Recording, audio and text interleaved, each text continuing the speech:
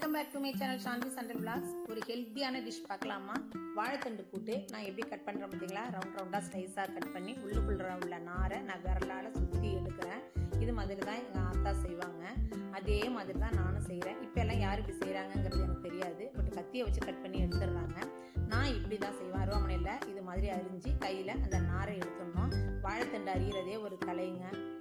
இதை திரும்ப பொடியாக கட் பண்ணி நம்ம அதில் எக்ஸஸ் நாரும் இருக்கும், அதையும் நம்ம எடுக்கணும். இப்போ எங்கள் ஆத்தாலாம் எப்படி எடுப்பாங்க அப்படின்னா, அதை அப்படியே போட்டு படியில் அரிசி அளக்கிற படியால் குத்தி எடுப்பாங்க. ஒரு வேலி முள்ளை வச்சு சுற்றி எடுத்தாங்கன்னா அந்த எக்ஸஸ் நாரும் வந்துடும். இப்போ நான் பொடியாக கட் பண்ணி இதை திரும்ப தண்ணியில் சேர்க்குறோம்.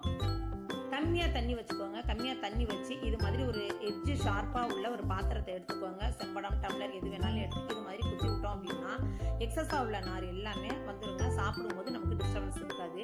இப்போ திரும்ப ஒரு 2 டம்ளர் தண்ணியை ஊற்றி இது மாதிரி நான் கம்பி வச்சுருக்கேன். அதால் இந்த நாரை நான் எப்படி எடுக்கிறேங்கிறத பாருங்கள். ரொம்ப ஹெல்த்தியான வாழைத்தண்டு, வாழைப்பூ இதெல்லாம் ரொம்ப ரொம்ப ஹெல்த்திங்க. அடிக்கடி நம்ம சாப்பிட்டுட்டு வரணும். இது பார்த்தீங்களா, திரும்பவும் அந்த எக்ஸஸ் நார் வந்துருச்சு பார்த்தீங்களா?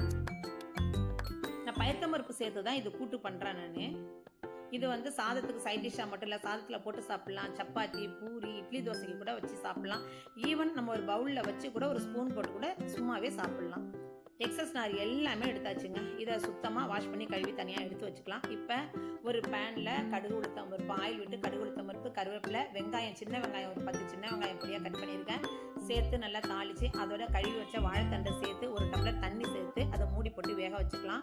இப்போ மிக்சி ஜாரில் 2 ஸ்பூன் சோம்பு சேர்த்துருக்கேன். அதை ஒரு பல்ஸ் மோடில் போட்டு ஒரு பல்லாரி வெங்காயம் சின்னது சேர்த்துருக்கேன். அதையும் பல்ஸ் மோடில் போட்டு குறைன்னு அரைச்சி எடுத்துக்கலாம். இப்போ கால்வாசி வெந்த அந்த வாழைத்தண்டில் பாதி தக்காளி பழம் புழிஞ்சு விட்டு சேர்த்துக்கிறேன். 1/2 ஸ்பூன் மஞ்சள்தூள், 1 ஸ்பூன் குழம்பு மிளகாத்தூள், கல் உப்பு சேர்த்து நல்லா மூடி போட்டு வேக வச்சுக்கலாம். வாழைத்தண்டு நல்லா வேகணும். நசுக்கி பார்த்தா நல்லா வெந்திருக்கணும்.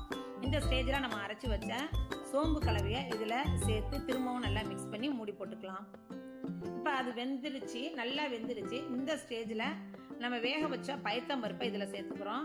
அதாவது நல்லா தலை இருக்கணும் இந்த வாழைத்தண்டு கூட்டுங்கிறது. இப்போ மிக்ஸ் பண்ணலாம். நல்லா மிக்ஸ் பண்ணி திரும்பவும் கூட நம்ம மூடி போட்டு சேர்த்து தேங்காய் பூ திருவி போட்டு இறக்கணும். அப்படின்னாலே வாழைத்தண்டு கூட்டு சூப்பரான நல்ல ஹெல்த்தியான வாழைத்தண்டு கூட்டு ரெடி ஆகிடும். நீங்களும் இது மாதிரி செஞ்சு பார்த்து எப்படி இருந்துச்சுங்கிறத கமெண்ட் பண்ணுங்கள். மறக்காமல் சாந்தி சண்டல் விளாக்ஸை சப்ஸ்கிரைப் பண்ணுங்கள். தேங்க்யூ.